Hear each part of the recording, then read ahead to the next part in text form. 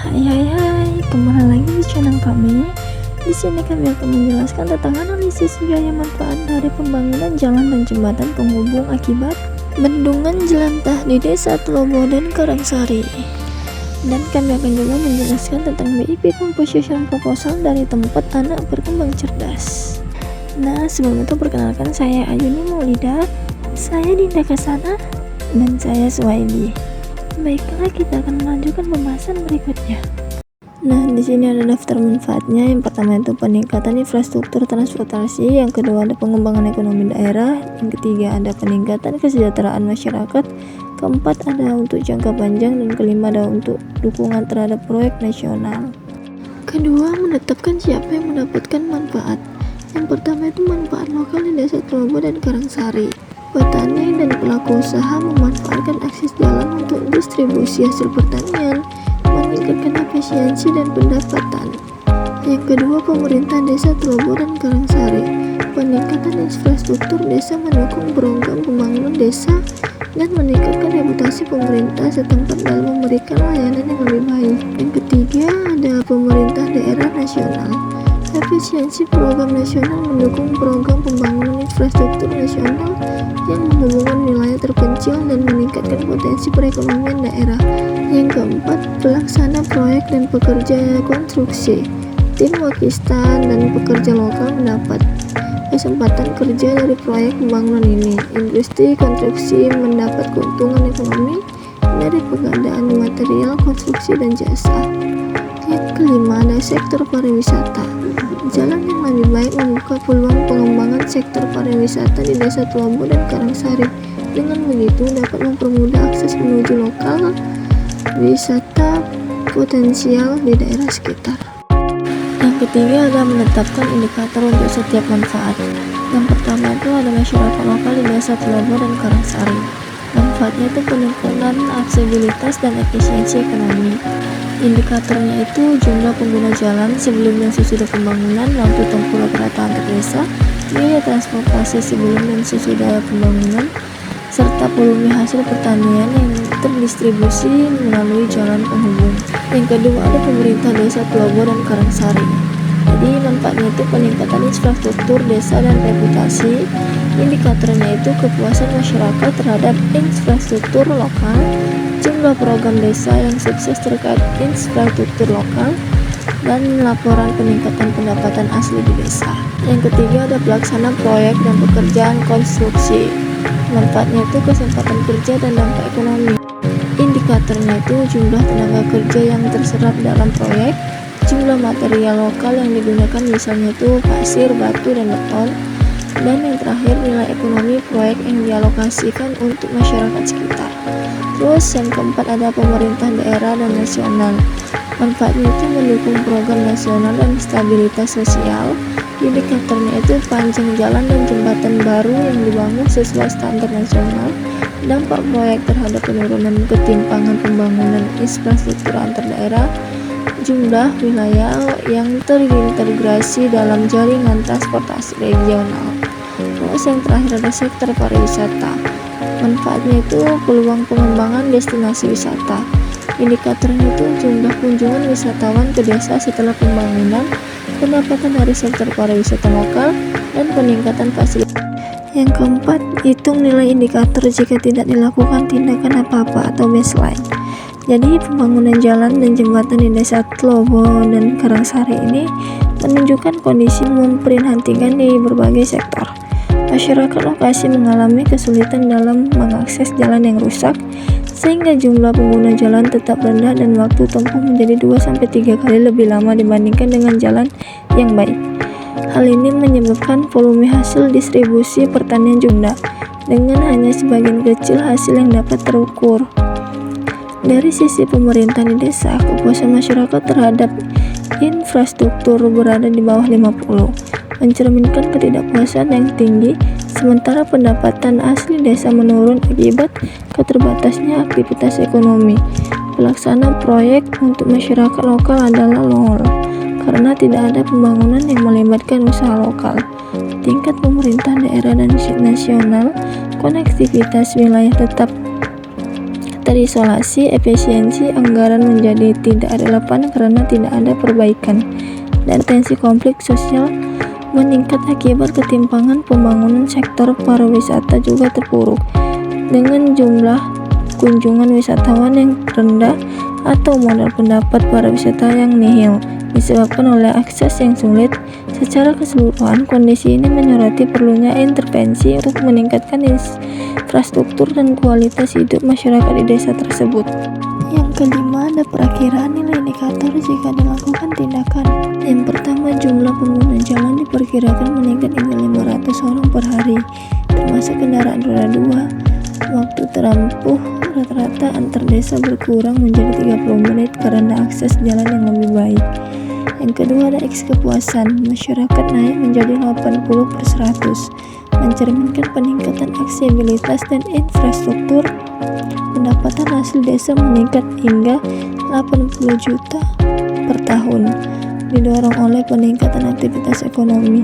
Yang ketiga, ada kesempatan kerja. Proyek ini dapat menyerap 20 tenaga kerja lokal selama periode konstruksi. Yang keempat, ada konektivitas wilayah desa Tlobo dan Karangsari terhubung dengan desa-desa sekitar, mengurangi waktu tempuh antar wilayah menjadi kurang dari 1 jam. Yang terakhir, jumlah kunjungan wisatawan dengan infrastruktur baru. Kunjungan dapat meningkat menjadi 1.000 kunjungan per tahun, berpotensi menghasilkan pendapatan hingga 100 juta per tahun dari wisata dan regional. Keenam, nilai diterjemahkan dalam unit pengukuran yang sama. Jadi semua biaya manfaat dinyatakan dalam satuan rupiah.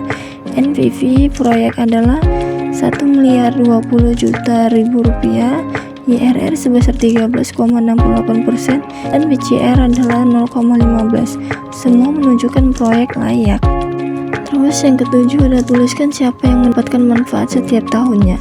Yang pertama itu masyarakat lokal, seperti petani, penduduk desa Tlobo dan Karangsari, dan pengguna jalan.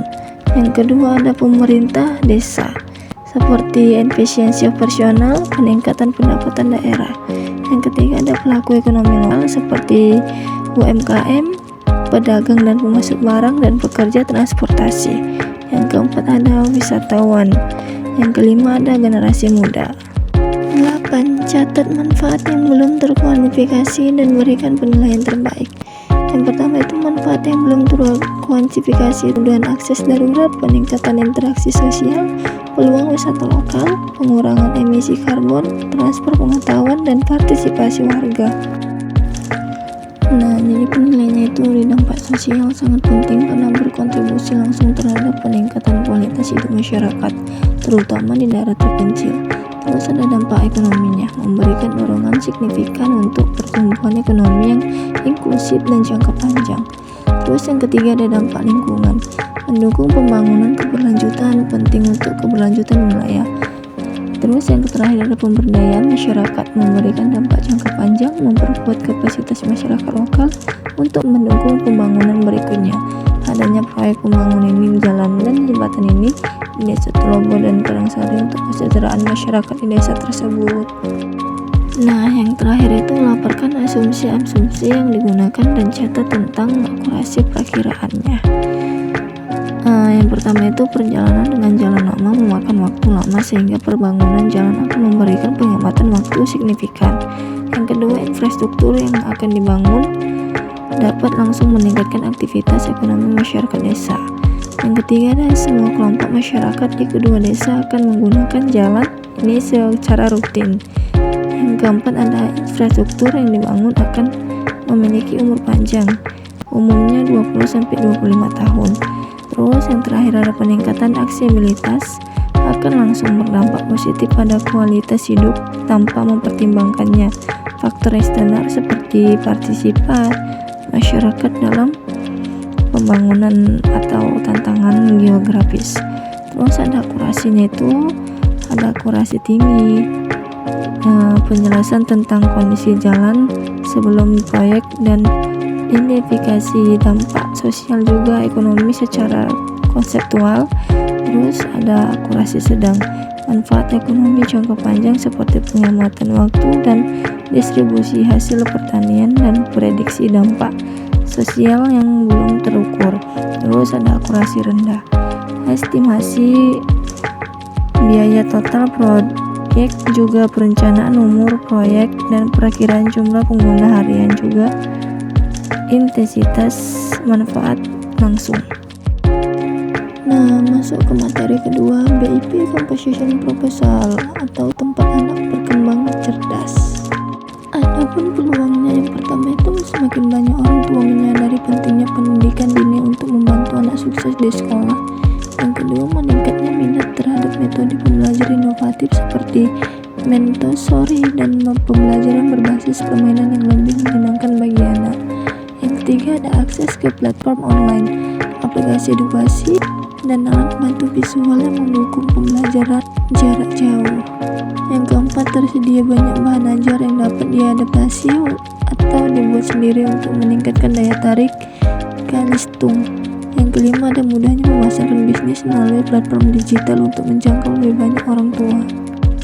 Adapun masalahnya, jadi pendidikan baca, tulis, dan hitung pada anak usia dini seringkali kurang diperhatikan. Padahal usia dini 3-7 tahun adalah periode penting bagi perkembangan otak anak, di mana mereka paling mudah belajar keterampilan dasar ini. Perkembangan otak anak jadi sebelum usia 5 tahun, yang berarti bahwa investasi pendidikan pada masa usia dini sangat penting untuk hasil jangka panjang. Adapun solusinya itu, yang pertama itu menyediakan bimbingan belajar yang menggunakan metode interaktif seperti permainan edukasi, alat bantu visual, dan pendekatan kinestetik, atau belajar sambil bergerak untuk mengerjakan baca, tulis, dan hitung. Kedua, menyediakan materi belajar Kalistung yang berstruktur dengan baik seperti buku kerja, worksheet, flashcard, dan modul pembelajaran yang dirancang secara menarik untuk anak-anak. Yang ketiga, menyediakan sistem evaluasi dan laporan perkembangan anak secara berkala untuk memantau kemajuan mereka dalam belajar baca, tulis, dan hitung. Adapun calon penggunanya itu dari anak usia prasekolah hingga kelas 1-2 SD, terutama mereka yang sangat peduli dengan perkembangan pendidikan anak-anaknya. Nah, selanjutnya desain produk jasa. Input itu menentukan logo atau merek dan media sosial, membuat bahan ajar seperti buku Kalistung. Terus prosesnya itu yang pertama mempersiapkan bahan materi seperti buku, berhitung dan membaca, dan menyediakan pensil, kertas gambar, juga krayon agar anak tidak cepat bosan. Kedua itu waktu belajar 30 menit agar anak tidak bosan. Ajarkan anak huruf A sampai Z, dimulai dari huruf vokal, dan diajarkan anak menghitung angka. Yang ketiga itu membuatkan latihan soal-soal untuk anak-anak. Keempat, belajar sambil bermain seperti menggunakan permainan menembak kata dan menyusun balok angka. Terus yang terakhir, evaluasi, amati kemajuan anak setiap minggu, misalnya seberapa banyak huruf dan angka yang mereka kuasai. Selanjutnya, ada pun potensi nilai tambah. Jadi anak-anak yang menguasai Kalistung lebih mudah beradaptasi dengan lingkungan sekolah formal, sehingga meminimalkan risiko tertinggal. Terus yang terakhir itu sumber daya. Yang pertama itu modal yang cukup merupakan sumber daya penting untuk pengembangan bisnis, terutama dalam pengembangan teknologi, operasional, pemasaran, dan perluasan usaha. Yang kedua itu fasilitas fisik seperti ruang kelas, perangkat belajar, dan bahan ajar berkualitas merupakan sumber daya penting untuk bisnis Kalistung berbasis kelas tatap muka. Baiklah, itu saja yang dapat kami sampaikan.